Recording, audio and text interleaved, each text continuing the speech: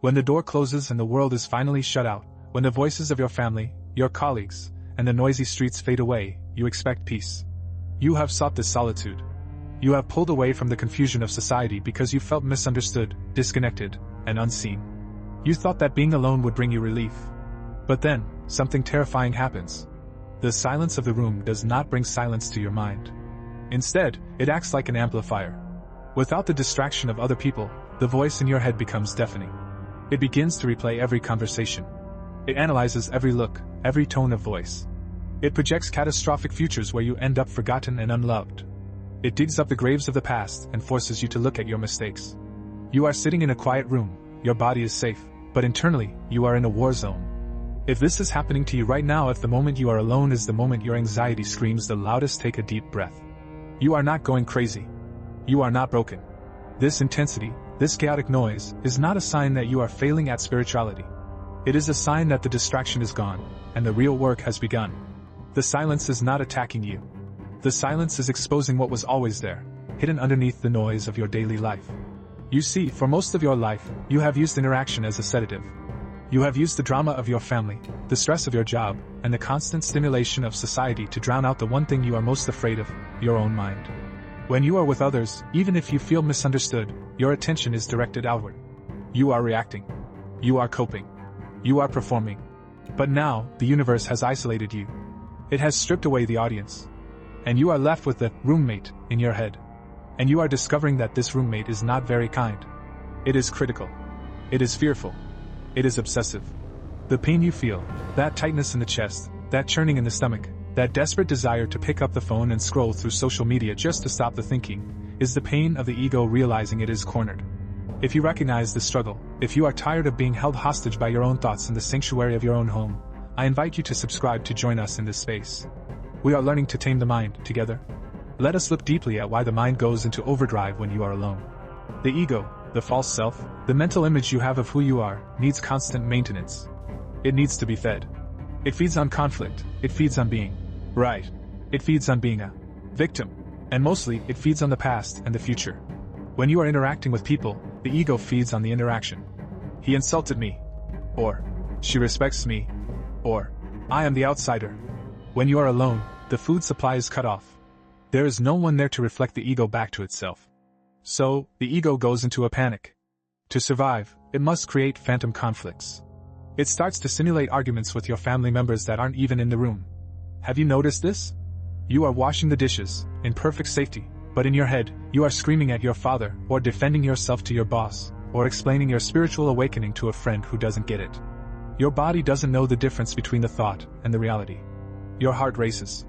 Your cortisol spikes. You are chemically addicted to the stress of these phantom arguments. This is why you overthink. You overthink because your ego is trying to prove it still exists. I think, therefore I am. If I stop thinking, who am I? The silence feels like death to the ego. So, the metaphysical reason for your isolation is not to torture you with this noise. It is to force you to confront the noise. You cannot clean a house if you refuse to turn on the lights. The isolation is the light. It is showing you the dust.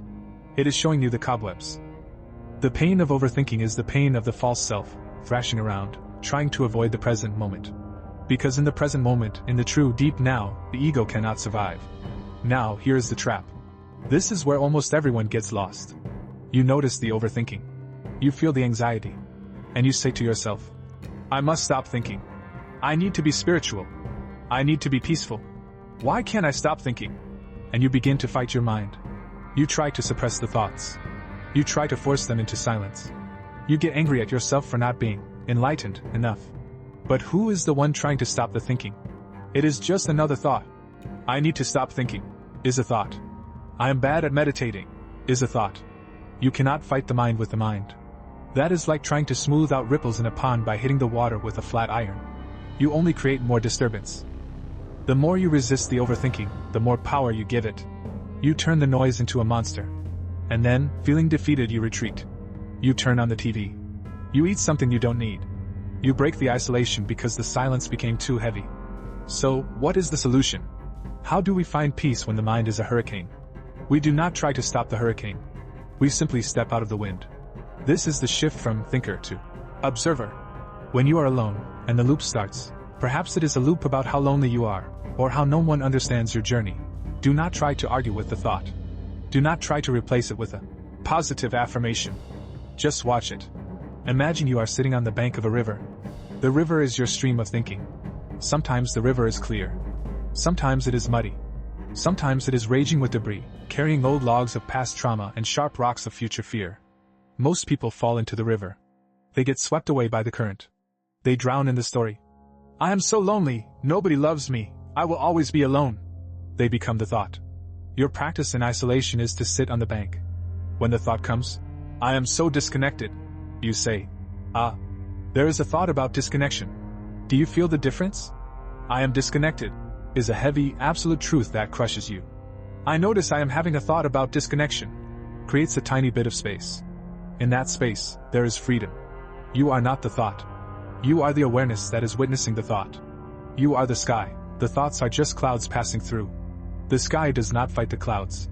The sky does not say, I should not be cloudy today. The sky is vast, untouched, and allows the clouds to drift. This sounds simple, but in the heat of the moment, when the overthinking is visceral and your stomach is in knots, it is the hardest thing to do. So, we need to anchor you. When the mind is spinning, you cannot use the mind to fix it. You must go into the body. This is the portal to the now. When you are alone and the overthinking starts, stop. Drop your attention away from the head and move it into the inner energy field of your body. Can you feel the aliveness in your hands? Can you feel the tingling in your feet? Do not think about your hands. Feel them. From the inside. When you focus your attention on the inner body, you withdraw energy from the mind.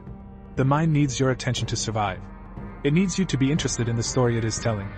When you take your interest away and place it in the sensation of your own aliveness, the mind slows down. It loses its fuel. The phantom arguments with your family begin to fade, because you are no longer fueling them with your emotion. You are simply breathing. You are simply sitting. You might find that underneath the noise, there is a very subtle vibration. A hum. It is the hum of life itself. It is the same life that flows through the trees, through the stars, through every being. In that connection with the inner body, you realize something profound. You are not alone. The person is alone. The ego is isolated.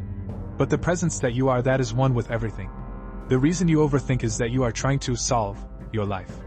The mind thinks your life is a problem that needs to be fixed. It thinks, if I just analyze this relationship enough, I will figure out why they don't understand me. If I plan my future enough, I will be safe. But your life is not a problem to be solved. It is a reality to be experienced. When you are alone, you are given the gift of having no problems. Look around your room right now. In this exact second, is there a problem? The mind will say, yes, I have no money. Or, yes, I have no friends. But those are thoughts about tomorrow. Those are thoughts about yesterday. In this immediate second you are breathing. The heart is beating. The light is shining. There is no problem here. There is just this. The overthinking is a rejection of this. It is a refusal to be where you are. So, the deepest spiritual practice for the isolated soul is surrender. Surrender does not mean giving up. It means stopping the war with the present moment. It means saying, okay, I am alone right now. I feel a heaviness in my chest. My mind is racing. This is what is happening. And you let it happen. You give the noise permission to be there. You say to your mind, you can make as much noise as you want. I am just going to sit here and listen. A strange alchemy occurs when you stop fighting the noise.